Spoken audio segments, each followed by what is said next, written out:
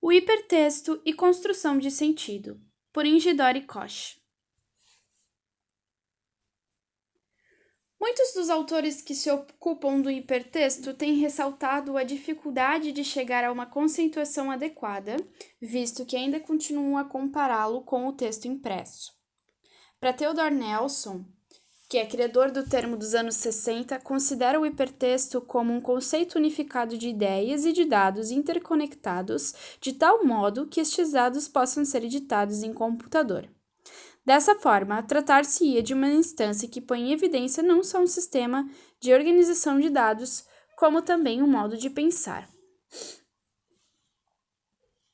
Outros autores possibilitam explicações acerca do hipertexto, como para Byron, que tratará o hipertexto como um texto estruturado em rede, uma matriz de textos potenciais, de forma que cada texto particular consiste em uma leitura realizada a partir dessa matriz.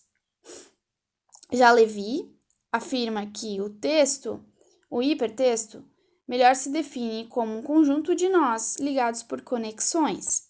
Esses nós, eles podem ser palavras, páginas, imagens, gráficos ou partes de gráficos, sequências sonoras, documentos complexos que podem ser eles mesmos hipertextos. Os itens de informação não são ligados linearmente, como uma corda com um nós, mas cada um deles, ou a maioria, estende suas conexões em estrelas, de modo reticular. Ele ainda sugere que o hipertexto configurado em redes digitais desterritorializa o texto, deixando-o sem fronteiras nítidas. O texto, assim constituído, é dinâmico. Isso implica que, por parte do leitor, haverá de ter um trabalho contínuo de organização, seleção, associação, contextualização de informações. Bolter nos traz a definição do hipertexto como um texto aberto ou múltiplo, caracterizado pelos princípios da não linearidade, interatividade, multicentramento e virtualidade. Já Sidney Snyder caracteriza o hipertexto como um médio de informação, que existe apenas online no computador, onde cada texto é conectado por itens eletrônicos. O hipertexto apresenta algumas características. A primeira delas é a não linearidade, ou não sequencialidade. Estrutura-se reticularmente e não pressupõe uma leitura sequenciada, com começo e fim previamente definidos. O hipertexto é volátil, ou seja, devido à própria natureza do suporte. Possui uma espacialidade topográfica, porque trata-se de um espaço não hierarquizado de escritura ou leitura e de limites indefinidos. Uma fragmentariedade, já que não existe um centro regulador imanente. Possui multissemiose, por viabilizar a absorção de diferentes aportes cínicos e sensoriais, isto é, palavras, ícones, efeitos sonoros, diagramas, tabelas tridimensionais, numa mesma superfície de leitura. Ele ainda apresenta uma descentração ou multicentramento, como alguns autores irão caracterizar. A descentração é ligada à não linearidade, à possibilidade de um deslocamento indefinido de tópicos. E o multicentramento pode também ser chamado dessa forma, porque ele não é apenas um conjunto de itens agregados. O hipertexto apresenta uma interatividade, isto é, uma possibilidade do usuário interagir com a máquina e receber em troca a retroação da máquina. Apresenta característica intertextual, porque é múltiplo, que funde e se sobrepõe com inúmeros textos e torna-se simultaneamente acessível a um simples toque. Ele possui conectividade, porque possui uma conexão múltipla entre blocos de significado. E por fim, é virtual, outra característica essencial do hipertexto que constitui, conforme dito anteriormente, uma matriz de textos potenciais.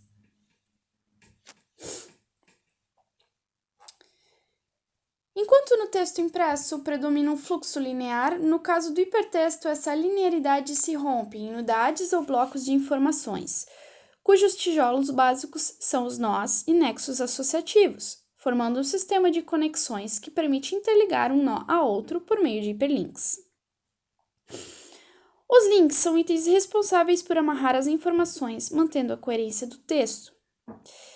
Eles podem ser fixos, que são aqueles que ocupam um espaço estável e constante no site, ou móveis, que flutuam no espaço intertextual, variando a sua aparição conforme as conveniências do produtor, desempenhando funções importantes, entre as quais a deítica, a coesiva e a cognitiva. Eles podem ser deíticos, funcionando como focalizadores de atenção. Apontam para um lugar concreto, atualizável no espaço digital, ou seja, o sítio indicado existe virtualmente, podendo ser acessado a qualquer momento. Do ponto de vista cognitivo, pode-se dizer que o hiperlink exerce o papel de encapsulador de cargas de sentido. Entretanto, cabe ao produtor proceder a uma construção estratégica dos hiperlinks, de maneira que eles sejam capazes de acionar modelos e formular ressignificações para o que irá encontrar a seguir dentro do texto. Adelante, sabe-se que o leitor de um texto constrói a sua coerência ao ser capaz de, por meio de intrincadas teias que nele se tecem durante a progressão textual, estabelecer mentalmente uma continuidade de sentidos.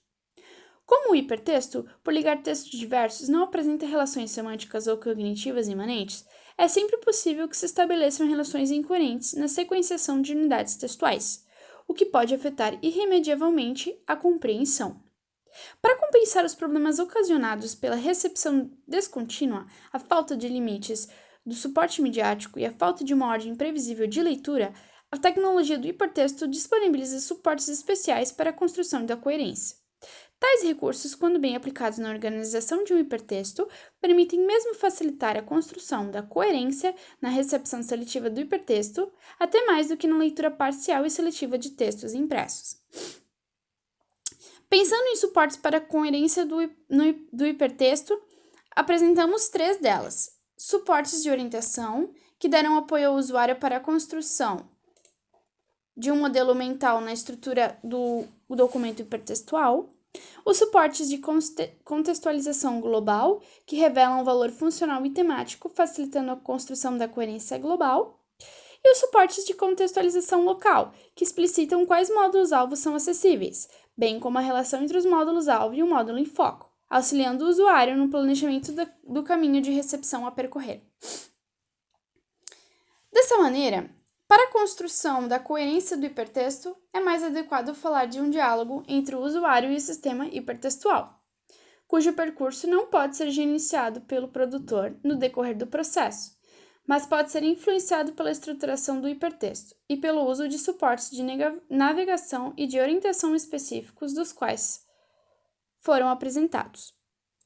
Os hiperlinks e os nós serão grandes operadores de continuidade dos sentidos e referências do hipertexto, se o hiperleitor for capaz, assim, de acompanhar a leitura, visto que ele será o próprio responsável pela edificação de seu texto.